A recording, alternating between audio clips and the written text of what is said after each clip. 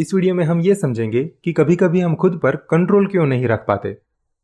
जैसे गुस्सा न करना चाहे तो भी हो जाते हैं, खाने में नियंत्रण रखना चाहे पर नहीं रख पाते, यहां तक कि किसी पुरानी बुरी घटना को भूलकर आगे बढ़ना चाहे तो भी नहीं बढ़ पाते। इस दौरान हमारे दिमाग और शरीर में ऐसा क्या होता है जिसकी वजह से खुद पर ही हमारी नहीं चलती। इसका कारण हम क्रोध के उदाहरण से समझेंगे। इस विषय में हमारी ऊपरी समझ यह है कि जब कोई हमें कुछ कहता है तो पहले हमारा दिमाग उसे समझता है। अगर यह हमें बुरा लगता है तो हम गुस्से में जवाब दे देते हैं। बार बार ऐसा होने पर अगर हम दुखी या बेचैन होते हैं तो हम बीच में यहां पर रोक लगाने की कोशिश करते हैं, यह सोचकर कि अब चाहे कुछ भी हो हम गुस्सा नहीं करेंगे।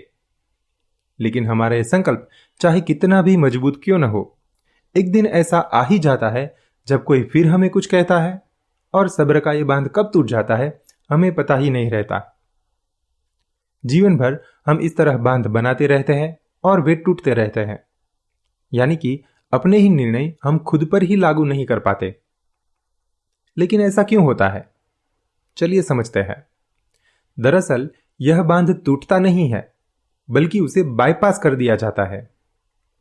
ऊपर हमने जो देखा वह चेतन मन में होता है, लेकिन इसके साथ साथ हमारे अर्धचेतन या अचेतन मन में भी बहुत कुछ चलता है जिसका हमें कोई पता ही नहीं होता। होता यूं है कि जब दिमाग समझ लेता है कि क्या कहा गया है तब शरीर में कुछ संवेदनाएं उत्पन्न होती है। जैसे अगर किसी ने गाली दी हो तो छाती में गर्मी महसूस होना, धड़कन तेज हो जाना, यह सब होता है। हम जो कहते हैं ना कि खून खौल उठता है, वो इसी वजह से कहते हैं क्योंकि दिमाग में गुस्से के साथ साथ शरीर में यह सब भी होता है। अब ये संवेदनाएं शरीर को दुखद लगती है, इसलिए शरीर खुद को उनसे बचाने की कोशिश करता है और इसी कोशिश में प्रतिक्रिया कर देता है। ऐसे में चेतन मन का बांध चाहे कितना भी मजबूत क्यों न हो, वो शरीर की प्रतिक्रिया को रोक नहीं सकता। यह बांध एक तरफ रह जाने के कारण को जरा गहराई से समझे। चेतन मन का रास्ता सोच विचार का रास्ता है, यानी हमने सब्र का जो बांध बनाया है वो एक ख्याली बांध है, वो सिर्फ एक सोच, एक विचार मात्र है।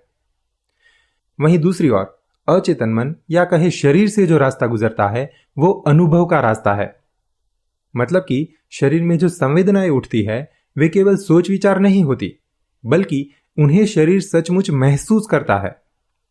जैसे गुस्से में शरीर सचमुच गर्मी महसूस करता है, इस तरह ये दोनों रास्ते ही अलग अलग है।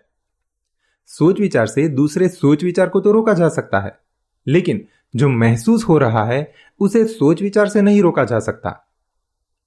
तो फिर इसका उपाय क्या है? जाहिर सी बात है, हमें मन की गहराइयों में उतरकर इस बाईपास वाले रास्ते पर भी काम करना होगा। और इन गहराइयों तक सिर्फ एक ही चीज से पहुंचा जा सकता है, वो है ध्यान, यानी कि मेडिटेशन। खासकर विपश्यना ध्यान साधना में इसी रास्ते पर काम करवाया जाता है। इसमें संवेदनाओं और उनके दुखद लगने के बीच हम एक और बांध बनाते हैं, समता का बांध। यानी जब संवेदनाएं उत्पन्न होती है तो उन्हें अच्छा या बुरा माने बिना उनके प्रति केवल संभाव बनाए रखते हैं। ऐसा करने का कारण यह है कि ये संवेदनाएं वैसे भी टेम्पररी यानी कि क्षणिक होती है। उत्पन्न होने के कुछ देर बाद वे अपने आप नष्ट हो जाती है। तब तक समता बनाए रखने से हम आगे आने वाले बुरे परिणामों से बच सकते हैं।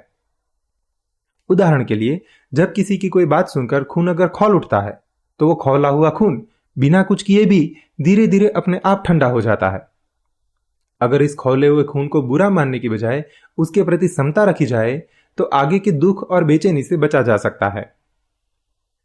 अब यहां आपके मन में यह सवाल उठ सकता है कि अगर मेरे शरीर को कुछ बुरा लग रहा है तो मैं उसे बुरा ही क्यों न मानूं, जबरदस्ती समता क्यों रखूं? तो इसका जवाब है, यह कोई जबरदस्ती नहीं है। यह पूरी तरह आप पर निर्भर है कि आप क्या चाहते हैं।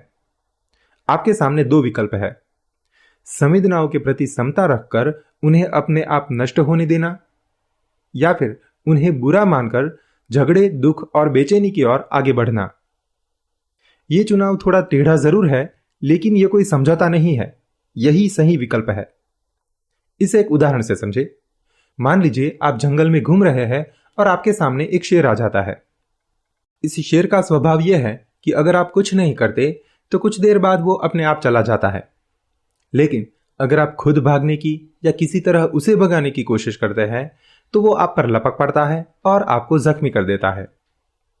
शेर के इस स्वभाव को समझने के बाद अब क्या करना चाहिए? जाहिर है, कुछ भी किए बिना चुपचाप खड़े रहना। ऐसा नहीं है कि खड़े खड़े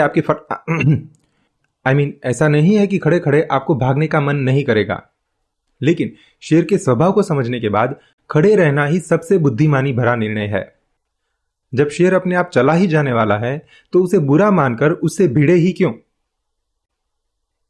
शरीर की संवेदनाएं भी इसी शेर की तरह है। अगर हम इनके साथ कुछ नहीं करते तो वे कुछ देर बाद अपने आप चली जाती है, लेकिन अगर उन्हें बुरा मानकर कोई भी प्रतिक्रिया करते हैं तो वे दुख और बेचैनी की ओर हमें ले जाती है।